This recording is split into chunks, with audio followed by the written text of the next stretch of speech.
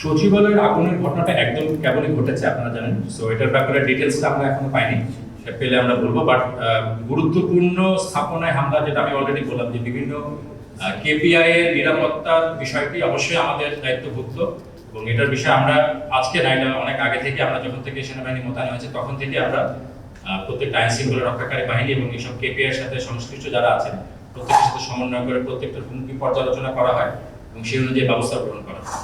So এটার ইনভেস্টিগেশনটা হবে, ইনভেস্টিগেশনটা হলে আমরা বলতে পারবো আসলে এটার পিছনের অগ্নিকাণ্ডের পিছনে কারণটা কি ছিল, এটা কি অ্যাক্সিডেন্ট নাকি কেউ করেছে।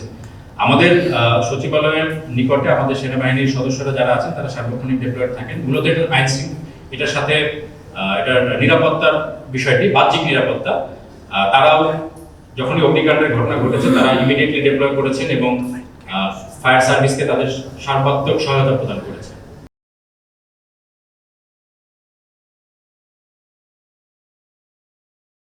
স্ট্যাটিস্টিক্যালি অবনতি হয়নি, বাট হ্যাঁ অনেক ঘটনা ঘটছে এবং এটা আমাদের নজরদারিতেও আছে।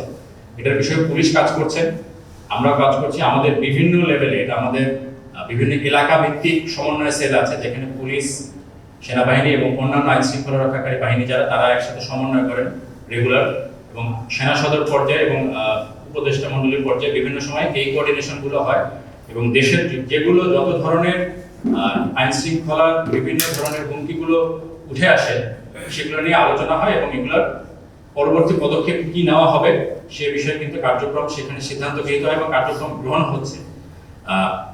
পুলিশ প্রাইমারিলি কাজ করছেন, প্যারালালি আমাদের সেনাবাহিনীর যে পেট্রোল বা আমাদের বিভিন্ন ক্যাম্প থেকে যারা আছেন তারাও এই বিষয়ে কাজ করছেন এবং এখানে দুই ধরনের অপারেশনই করা হয়। কিছু টার্গেটেড, যেখানে আমরা তথ্য পাই সেগুলো ইনফরমেশন নিয়ে কিছু অ্যারেস্ট করা হয়েছে ইতিমধ্যে।